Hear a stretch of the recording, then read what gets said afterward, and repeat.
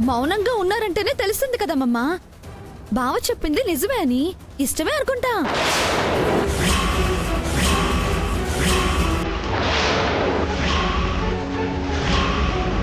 నీకు ఇష్టమేనని చెప్పానమ్మా. వాళ్ళకి పెళ్లి చేస్తాను అనేనానమ్మా.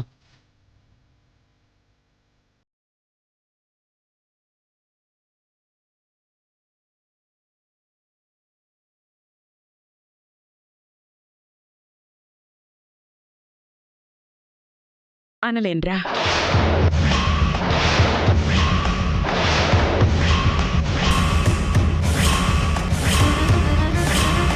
చెప్పలేను.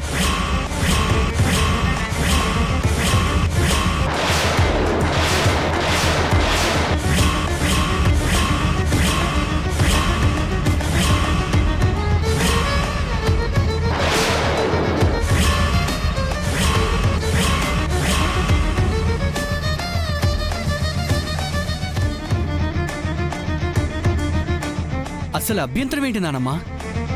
రేయ్, ప్రతి ఇంట్లోనూ తన బిడ్డకి ఎలాంటి జీవితాన్ని ఇవ్వాలని కోరుకుంటారో నేను అదే ఆశపడుతున్నాను. ఓహో, సిద్ధు పేదవాడని ఆలోచిస్తున్నావు నానమ్మా? గంగమ్మ బాల్యం పేదరికంలోనే మగ్గిపోయిందని గుర్తు చేస్తున్నాను. తను నా దగ్గరకొచ్చే వరకు ఎన్ని కష్టాలు పడిందో తలుచుకుంటున్నాను. ఇంకా జీవితం దానికి రాకూడదనుకుంటున్నాన్రా. అందుకే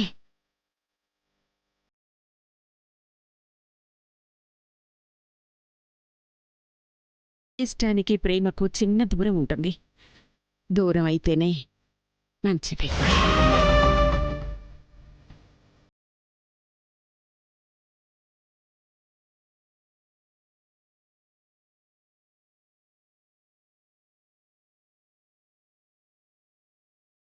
నా కోరికను కాదనమని అనుకుంటున్నాను.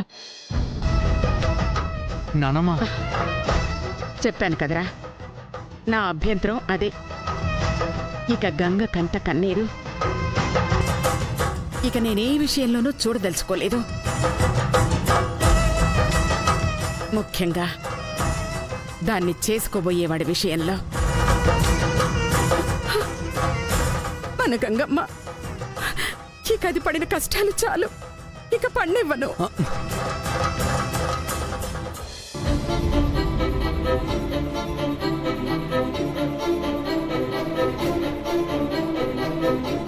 సిద్ధు, అర్థమైందిగా. మనసులో ఇంకేం పెట్టుకోకు, ఖాళీ చేసేసాయి. నువ్వు చేసిన దానికి వేరే ఏం సహాయం కావాలన్నా అడుగు, చేస్తానా.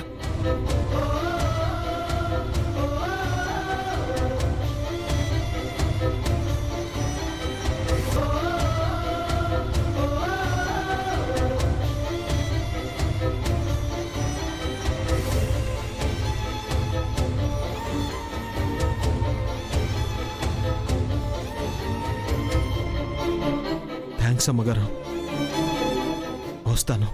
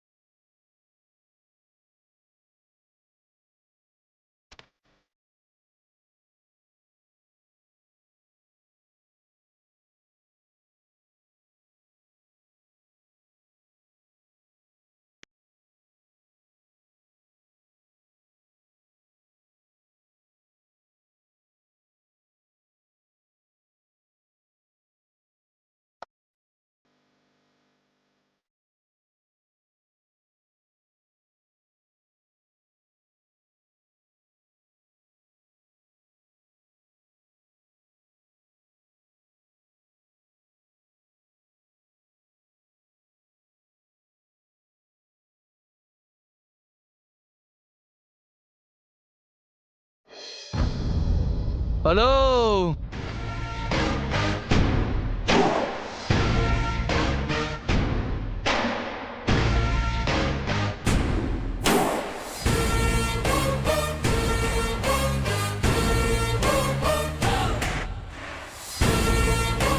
అసలు నీ గురించి నువ్వు ఏమనుకుంటున్నావమ్మా? ఏమైంది సార్? ఏం లేదు, అర్థంగా అడుగుతున్నాను. వచ్చావు, చెయ్యాల్సిందంతా చేసావు, వెళ్ళిపోతున్నావు. ఇలా ఎన్నిసార్లు? అలా ఎన్నిసార్లని అడుగుతున్నా, చెప్పు. మీకు తెలియదేముంది సార్? నా బొందా, నాకేం తెలుసు? నాకు ముందే అన్ని తెలిస్తే మీ ప్రేమ ఇంత నత్తనడకన ఎందుకు సాగేది?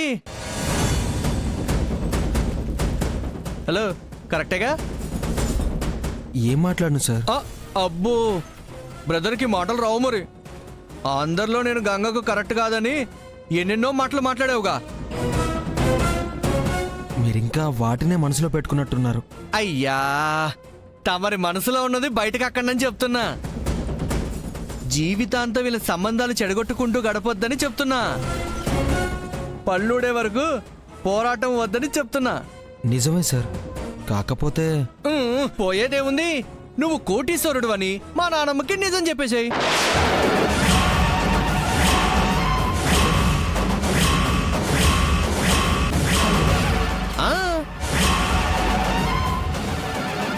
ఏంటమ్మా అలా చూస్తున్నావు? నిజమే కదా, నువ్వు కోటీశ్వరుడువేగా, మీది రాజుల వంశమేగా.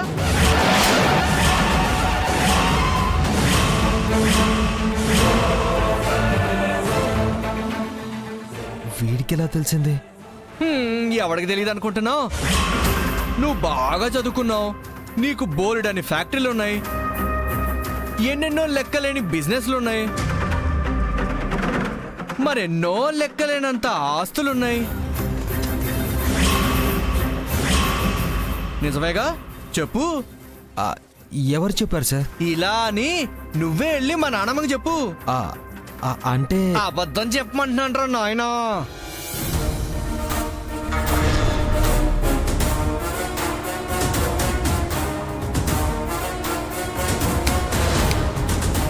ఏంటి ఆలోచిస్తున్నావు? నీ ప్రేమ కోసం అబద్ధాలు చెప్పలేవా? అవన్నీ నిజమేరా బాబు. హలో, ప్రేమించడం కాదు, ప్రేయసిని దక్కించుకోవడానికి అంతకు మించి రిస్కులు చేయాలి. అలా అని కాదు సార్, గంగకి డబ్బున్నోళ్ళంటే గిట్టదు. ఇప్పటికిప్పుడు నేను కోటీశ్వరుని అని చెప్తే వేరే థాట్స్ లేకుండా వెంటనే నన్ను రిజెక్ట్ చేస్తుంది. మా నాన్నమ్మ ఓకే చేస్తుంది కదా.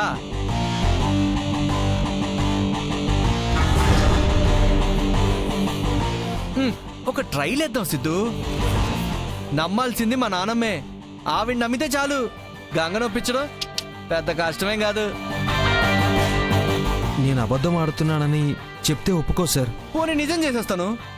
కావాలంటే నా ఆస్తి సగం నీకు రాసిచ్చేస్తాను. సార్, ఎదుగో నీకోసం కాదు, నా గంగ సంతోషంగా ఉండడం కోసం.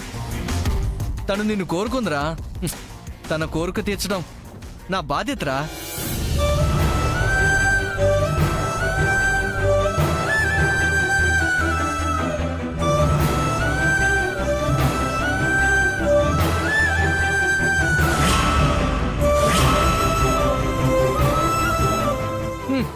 ఇంకేం థింక్ చేయకు, నువ్వు ముందెళ్ళి మా నాన్నమ్మతో మాట్లాడు.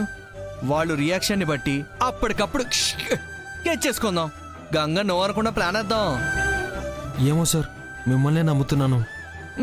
విన్నంటే ఉంటాగా, డోంట్ వరీ. Thanks sir. ఎప్పట్లా పిలవ సార్, అన్నయ్య అని పిలవరా? సరే అన్నయ్య. పద తమ్ముడు, రెచ్చిపో.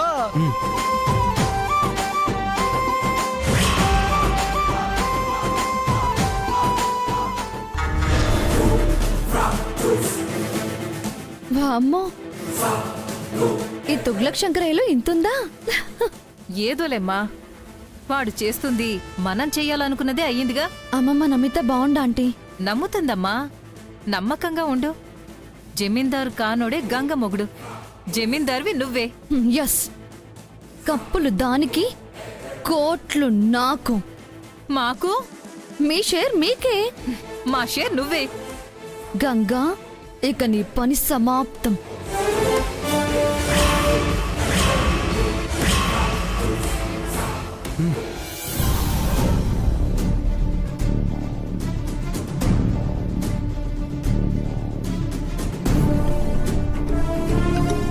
అరే సిద్ధు, వస్తానని చెప్పి వెళ్ళిపోయావుగా, మళ్ళీ వచ్చావే? నీకు సంబంధించింది ఏదైనా ఇక్కడ మర్చిపోయావా? నా గురించి తెలియంది జగదీశ్వర్ గారికి తెలియజేయాలని వచ్చానన్నయ్య. అవునా?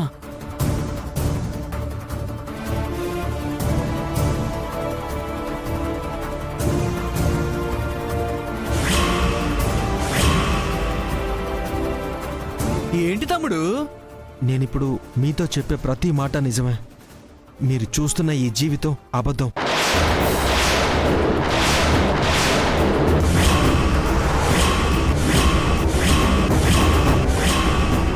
చెప్పాల్సిన పరిస్థితి వచ్చింది కాబట్టి చెప్తున్నాను. నేనింతే అని మీరు అనుకుని మీ మనవరాల్ని నాకివ్వలేను అన్నారు కాబట్టి చెప్తున్నాను. నేనెవరి కోసం అయితే ఇంత చేశానో తనే నాకు దక్కదని తేలిపోయింది కాబట్టే చెప్తున్నాను. నేను పేదవాణ్ణి కాదు జగదీశ్వర్ గారు, కోటీశ్వరుని.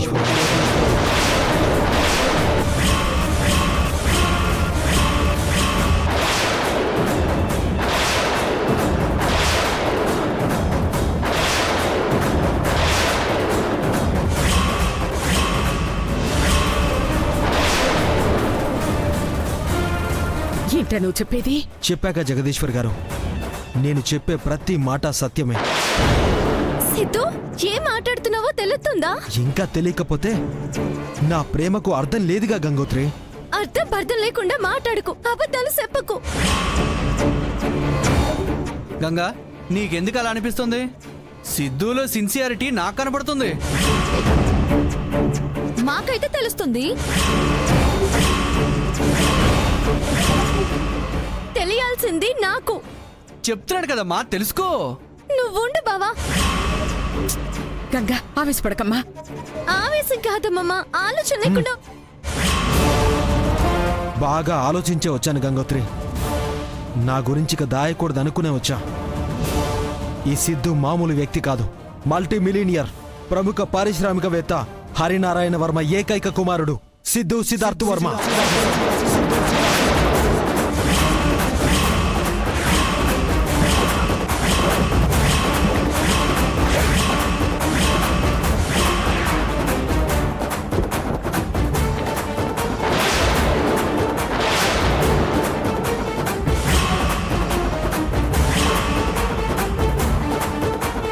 సిద్ధు, నిజం జగదీశ్వర్ గారు. మరి ఇంతకాలం దాచిన దానికి మీనింగ్ ఏంటి? పేదవాడిలా నటించడానికి కారణం ఏంటి? మీ మనవరాలే అండి.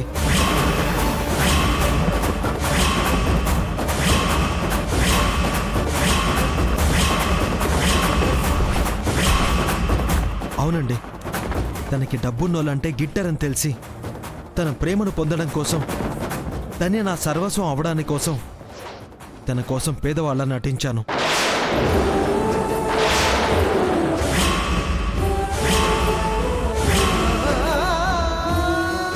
నా కన్న తండ్రిని నటించేలా చేశాను. నా కోసం ఆయన ఎన్నో మెట్లు దిగి కిందకొచ్చారు. నా ప్రేమ గెలవాలని కోరుకున్నారు.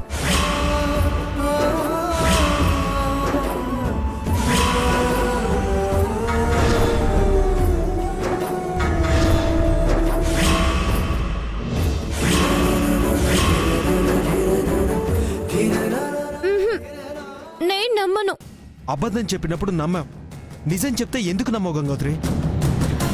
సిద్ధు, ఇది కరెక్ట్ కాదు. గంగోత్రి, నువ్వు కావాలనుకునే నా లగ్జరీ లైఫ్ని వదులుకొని వచ్చాను. కానీ ఈ పేదరికమే నాకు అడ్డుగోడలా నిలబడితే ఇంకేం చేయను? ఇంకా నిజం చెప్పకుండా నేను వదులుకోనా? ఇంకా మాట్లాడవేంటి గంగా? ఏంటి గంగా, తమ్ముడంత వివరించి చెప్పిన తర్వాత కూడా నువ్వు నమ్మకపోతే ఎలా? తమ్ముడెంత గ్రేట్, నాకే చప్పట్లు కొట్టాలనిపిస్తుంది తెలుసా?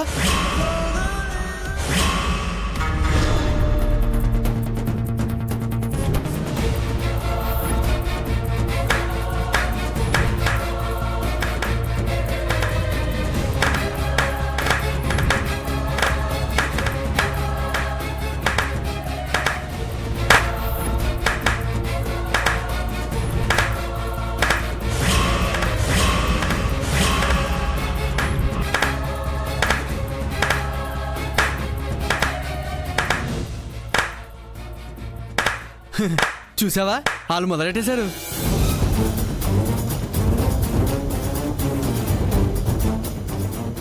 గంగా, ఇంతకు ముందే అంత జరిగాక కూడా సిద్ధు వచ్చి ధైర్యంగా చెప్తున్నాడు అంటే నిజమే అయ్యుంటుందమ్మా. వాళ్ళు జమీందార్లే అనిపిస్తోంది. మామూలు జమీందార్లం కాదండి, 100 ఊర్లు పోషించగల ధనవంతులం. అబ్బో, ఇండియా మొత్తం మా వ్యాపారం విస్తరించి ఉంది. 16 ఫారిన్ కంట్రీస్లో మా బ్రాంచెస్ ఉన్నాయి. మేం చేయని బిజినెస్ లేదు. మేం చూసేది, పాటించేది నాణ్యత, విలువల్నే. మాకు గర్వం లేదు. అది ఇన్ని రోజుల నుంచి నన్ను చూస్తున్న మీకు తెలుసు. నువ్వు చెప్పేది వింటుంటే నాకు చాలా ఆశ్చర్యంగా ఉంది. నమ్మలేకపోతున్నాను. ప్రేమ కోసం పేదవాడు డబ్బున్నోడులా నటిస్తున్న ఈ కాలంలో ధనవంతుడు పేదవాడిలా నటించాడు అంటేనే నీ ప్రేమ ఎంత నిజాయితీ గలదో తెలుస్తోంది. నీ ప్రేమలో ఎంత స్వచ్ఛత ఉందో తెలుస్తోంది.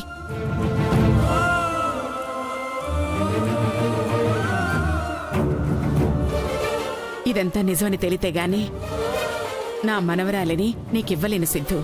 నీ వాళ్ళని తీసుకుని రేపురా, నిరూపించు. నేనన్న మాట నిలబెట్టుకుంటాను.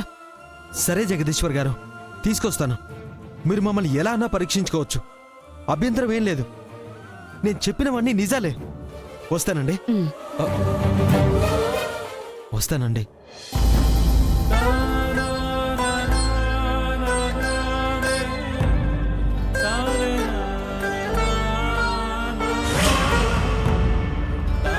వస్తాను గంగోత్రి.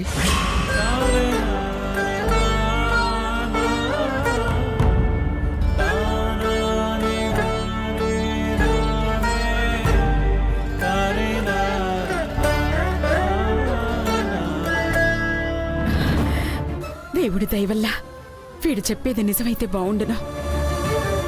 ఇష్టపడిన వాళ్ళను ఒక్కటి చేసిన ఆనందం నాకు మిగులుతుంది.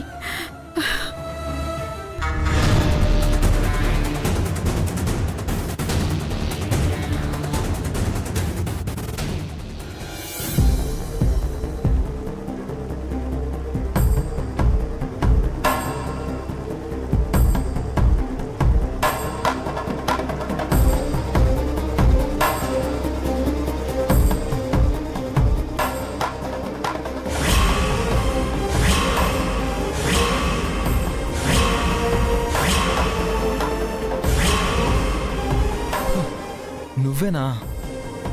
నువ్వేనా అన్న అబద్ధాలు చెప్పింది? అవి నిజాలే అయితే నీ ఫీలింగ్ ఏంటి గంగోత్రి? ఎట్టా అవుతాయి?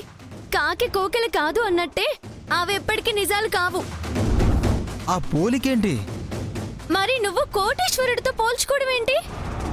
నీ కోసం తప్పలేదు. తప్పు సిద్ధు. మాయ మాటలు చెప్పి మా అమ్మమ్మని మోసం చేయడం కరెక్ట్ కాదు. నీకు లేని వాటిని ఉన్నాయని చెప్పుకోవడం న్యాయం కాదు. పేదవాడివై ఉండి నా కోసం నటిస్తున్నాను అనడం భావ్యం కాదు. నువ్వు ఇలా మారిపోవడం క్షేమం కాదు అసలు. ఆగు. Hello hello hello, stop stop. నన్ను కాస్త మాట్లాడిస్తావా? బ్రేకులు లేని బండ్లాగా ఓ మీద పడిపోతున్నావు. మరి నువ్వు చేసిందట్ట ఉండాది. గంగోత్రి, అసలు నీ ప్రాబ్లం ఏంటి? నేను ఎలా ఉండాలనుకుంటున్నావు? పేదోడిగానా, డబ్బున్నవాడిగానా? నీలానే నువ్వు ఉండాలనుకుంటున్నాను. నాలా నేనుంటే నీకు ఓకేనా? ఉండట్లేదుగా. తెగిన గాలిపటంలా యాడకో ఎగురుతుండవుగా. గాల్లో పేక మేడలు కట్టెత్తున్నావు కదా, మునగ సెట్ ఎక్కెత్తున్నావు కదా, అంబానీ అన్నయ్య అన్నట్టు మాట్లాడెత్తున్నావు కదా. మాట్లాడానంటే అవే నిజాలు కాబట్టి. ఏంటమ్మా? గంగోత్రి, నాలానే నన్ను ఉండమంటున్నావు కాబట్టి చెప్తున్నాను. మీ అమ్మమ్మ గారి దగ్గర నేను ఏం మాట్లాడానో ప్రతి మాట వాస్తవమే.